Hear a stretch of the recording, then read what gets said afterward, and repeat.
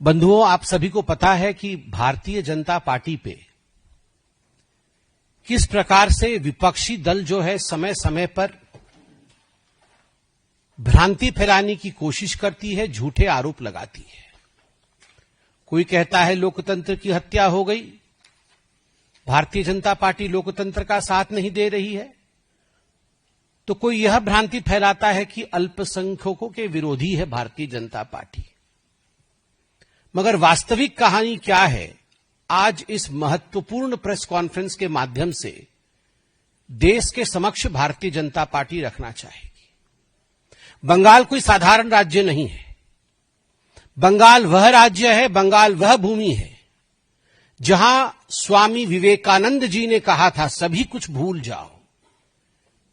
अगर एक मूर्ति, एक प्रतिमा गढ़ना है तो वो भारत माता की मूर्ति, भारत मां की प्रतिमा को गढ़ो। वंदे मातरम कहते हुए आगे बढ़ो और तब तक बढ़ते रहो जब तक भारत माता विश्व गुरु न बन जाए। बंगाल वह भूमि है जहां से वंदे मातरम की गूंज उठी थी। बंगाल अध्यात्म, तप, तपस्या और यज्ञ की भूमि है।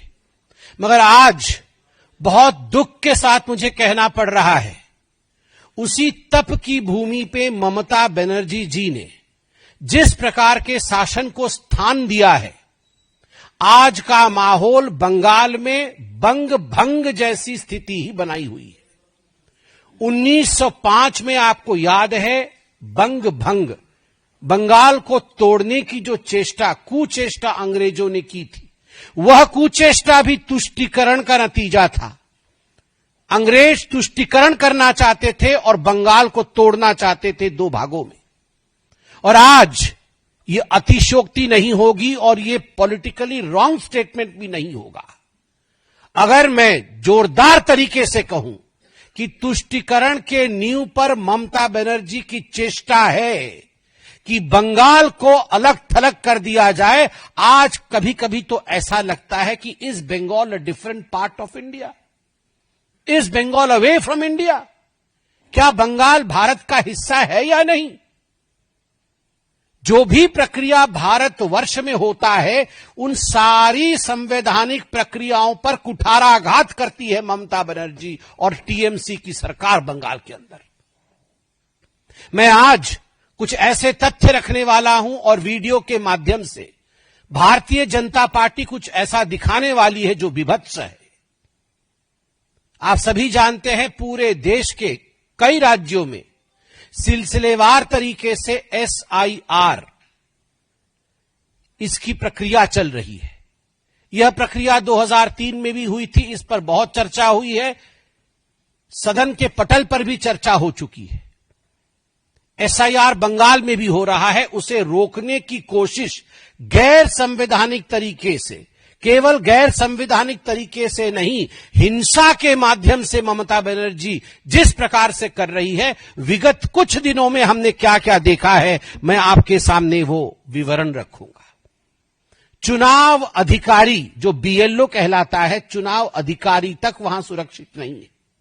इतना दबाव उनके ऊपर बनाया जा रहा है कि वो मजबूर हो रहे हैं आत्महत्या करने के लिए।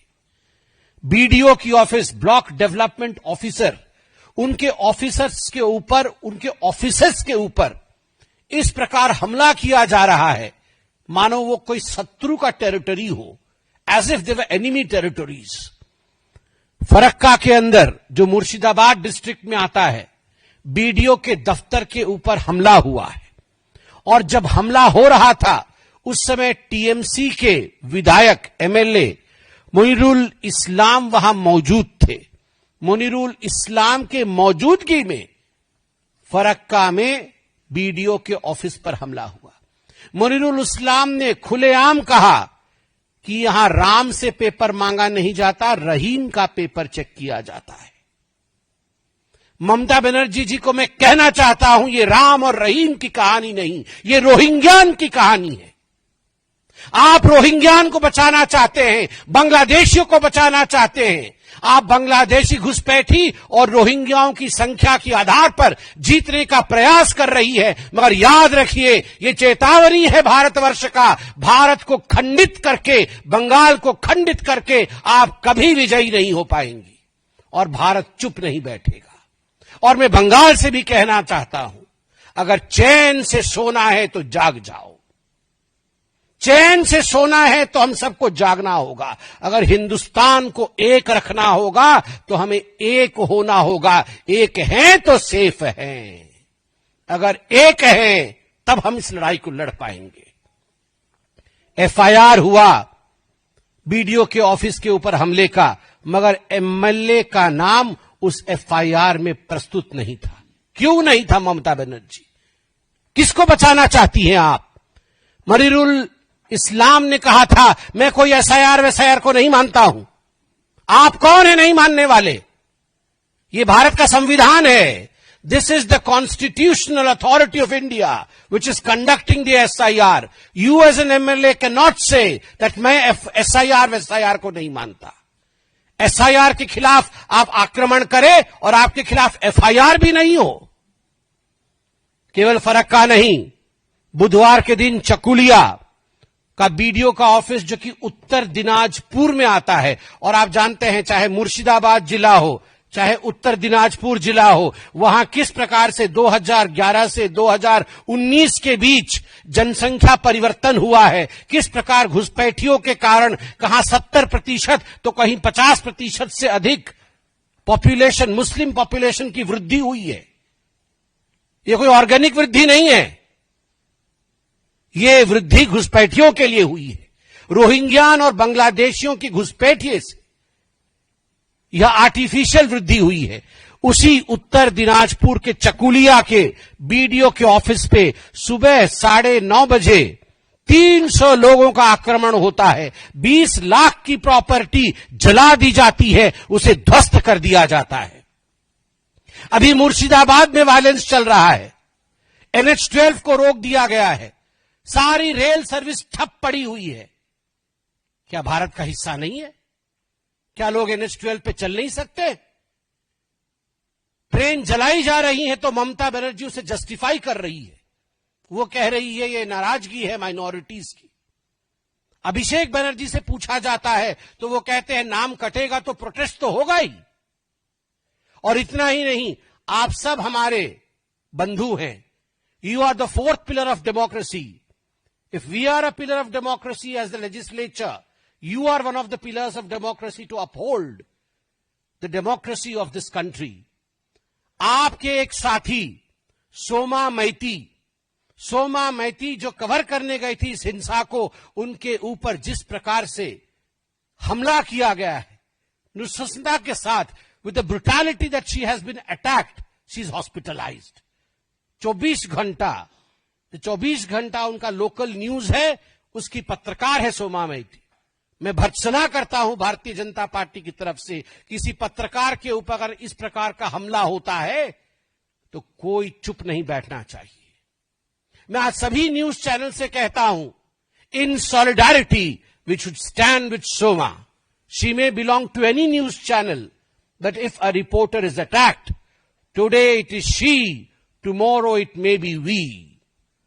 इसलिए एक साथ एकजुट होकर अपने फेटर्निटी के साथ खड़े होने का समय मीडिया के लिए भी आ गया है।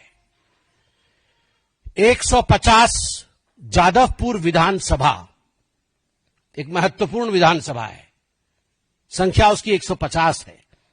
150 जादवपुर विधानसभा में बूथ संख्या 110 में जो बीएलओ थे, एक ईमानदार ऑफिसर थे, उनका नाम अशोक दास है, श्री अशोक दास। ईमानदार बीएलओ अधिकारी। क्या गुनाह किया था उन्होंने?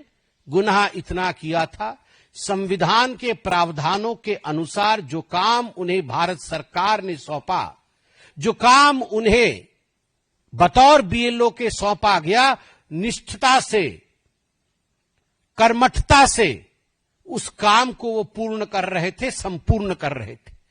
बदले में क्या मिला? बदले में धमकाया गया। मैं नाम ले रहा हूं, वार्ड नंबर 109 के टीएमसी कार्यकर्ता अनन्या बनर्जी और राजू विश्वास ने उन्हें धमकाया कि अगर एक भी घुसपैठिया का नाम कटा, एक भी किसी का नाम कटा, कागज नहीं हो तो नहीं हो, मगर नाम कटा तो तुम तो क्या हम उसी बंगाल को देख रहे हैं जिस बंगाल से वंदे मातरम की ध्वनि गूंजी थी? क्या हम उसी बंगाल को देख रहे हैं जिस बंगाल से जन गण मन की ध्वनि गूंजी थी? नहीं। आज तुष्टीकरण के कारण बंगाल टूट के कगार पर है। बंधुगण, इसके साथ ही दो और बहुत महत्वपूर्ण विषय हैं। संक्षेप में उन महत्वपूर्ण विषयों को मैं यहां रखूंगा। मुझे बड़े खेद के साथ कहना पड़ रहा है कि प्रियंका वाड्रा जी ने कहा था कि लड़की हूं, लड़ सकती हूं, लड़की हूं, लड़ सकती हूं। प्रियंका वाड्रा जी ने कहा था लड़की हूं, लड़ सकती हूं, मगर अभी नदारत है। आप याद करिए, कुछ ही समय पहले फूल सिंह बरैया, जो भांडेर से एमएलए है, मध्य प्रदेश के भांडेर से कांग्रेस के एमएलए फूल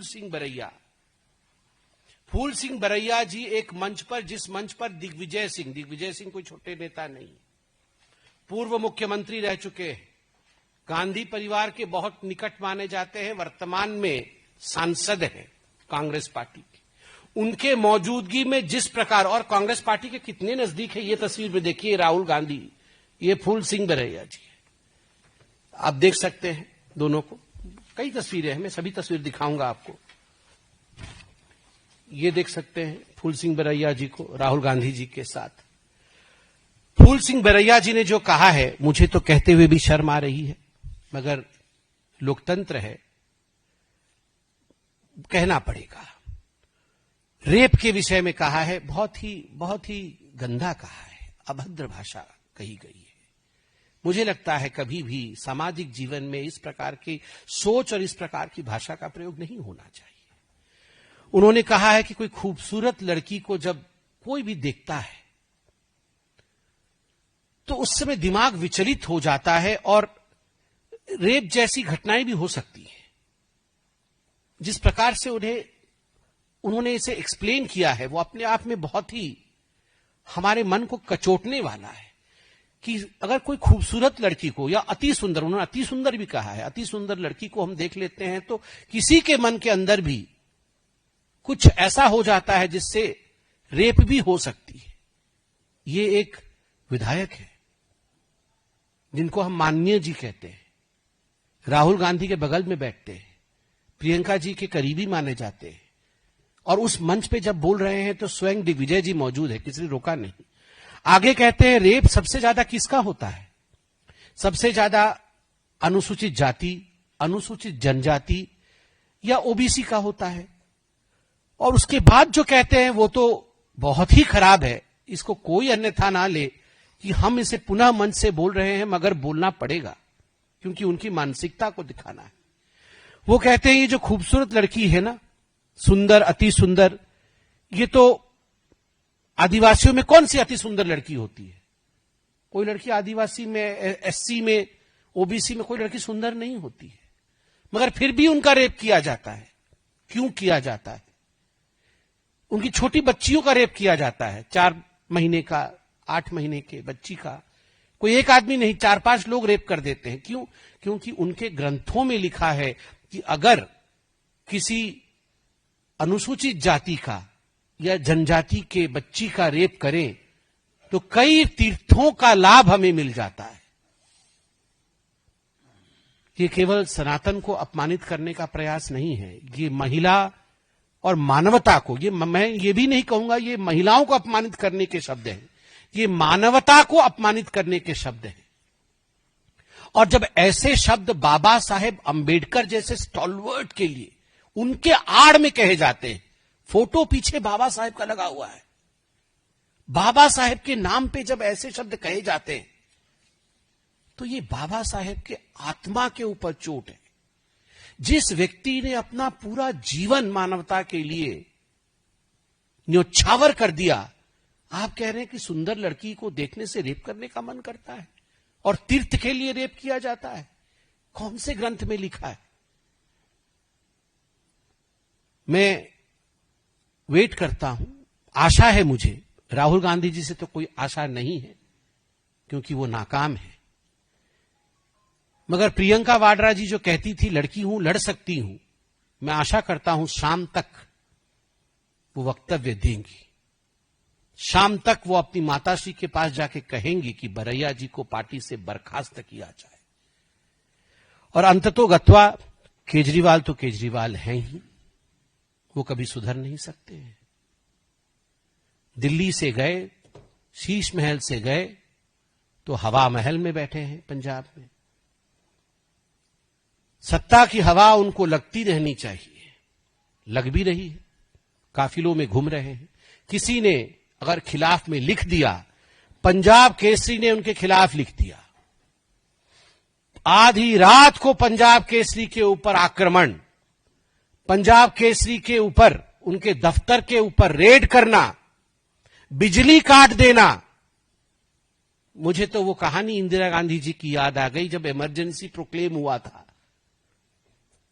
यहां इंडियन एक्सप्रेस का दफ्तर और टाइम्स ऑफ इंडिया की जो दफ्तर है, एक लाइन से सारे दफ्तरों में बिजली काट दी गई थी ताकि वो खबर न छपे अगले दिन।